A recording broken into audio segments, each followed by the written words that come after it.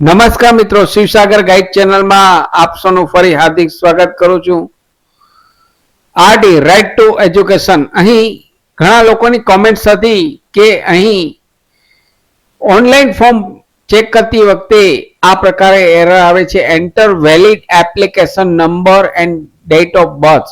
આ પ્રકારની એરર જોવા મળે છે તેવી ઘણા લોકોની કોમેન્ટ્સ હતી. તો તેના વિશે આ વિડીયોમાં જોઈશું. ચેનલ પર નવા હો તો મિત્રો અમારી ચેનલને સબસ્ક્રાઇબ કરી લેશો. આરટીના એડમિશનના વિડીયો દર વર્ષે અમારી ચેનલ પર પબ્લિશ થતા હોય છે. Come to the point friends, અહીં આરટીની વેબસાઇટ ઓપન છે. અહીં પ્રેક્ટિકલ જ જોઈએ તો અહીં કોઈ પણ એપ્લિકેશન અહીં આરટીની જે લિંક આપેલ છે તેના પર ક્લિક કરશો એટલે એક નવી ટેબ ઓપન થશે. આ પ્રકારે નવી ટેબ ઓપન થશે. અહીં આપના એપ્લિકેશન નંબર અને બર્થ ડેટ ઇનપુટ કરશો. આપના એપ્લિકેશન નંબર અને બર્થ ડેટ ઇનપુટ કરશો. કઈ લિંક? આમાંથી કોઈ પણ એક લિંક ઉપર ક્લિક કરશો એટલે આ પ્રકારે લિંક ઓપન થશે. અહીં એપ્લિકેશન નંબર અને બર્થ ડેટ ઇનપુટ કરશો એટલે આ પ્રકારે એરર આવશે. તો આ શું છે મિત્રો?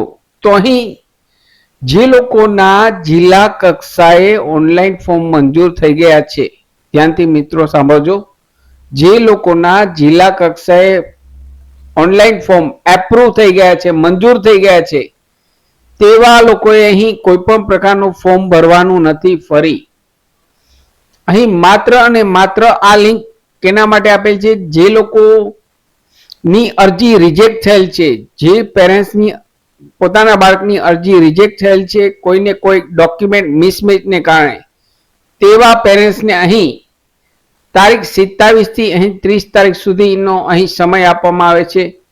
27 થી 29 તારીખ સુધીનો 27 થી 29 તારીખ સુધીનો અહીં સમય આપવામાં આવે છે. ડોક્યુમેન્ટ્સમાં સુધારો કરી શકશો.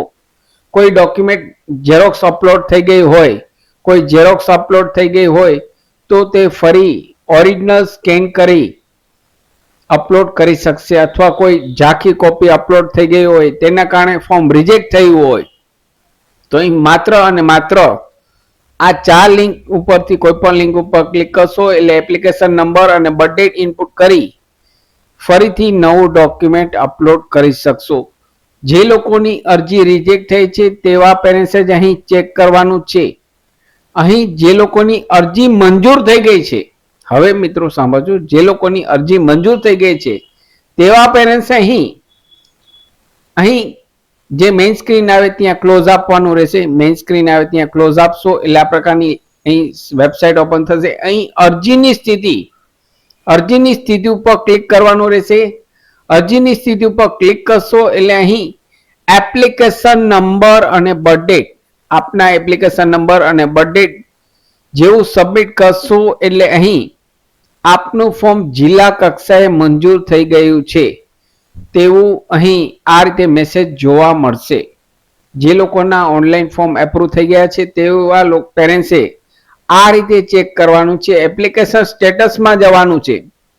એપ્લિકેશન સ્ટેટસમાં જવાનું છે. અહીં નીચે જશો એટલે અરજીની સ્થિતિ ઉપર ક્લિક કરશો એટલે અહીં આ પ્રકારે ટેબ ઓપન થશે. અરજીની સ્થિતિમાં એપ્લિકેશન નંબર અને બર્થ ડેટ ઇનપુટ કરશો એટલે અહીં આપ આપના બાળકની એપ્લિકેશન સ્ટેટસ ચેક કરી શકશો કે આપનું ફોર્મ જિલ્લા કક્ષાએ મંજૂર થઈ ગયું છે કે નહીં. તો અહીં ઘણા પેરેન્ટ્સની કોમેન્ટ્સ હતી કે અહીં એપ્લિકેશન નંબર નાખીએ એટલે ઇનવેલિડ એપ્લિકેશન નંબર અને ડેટ ઓફ બર્થ આવે છે. તો અહીં જે લોકોની અરજી મંજૂર થઈ ગઈ છે તેવા લોકોએ કંઈ કરવાનું જ નથી, રાહ જોવાની છે. માત્ર 4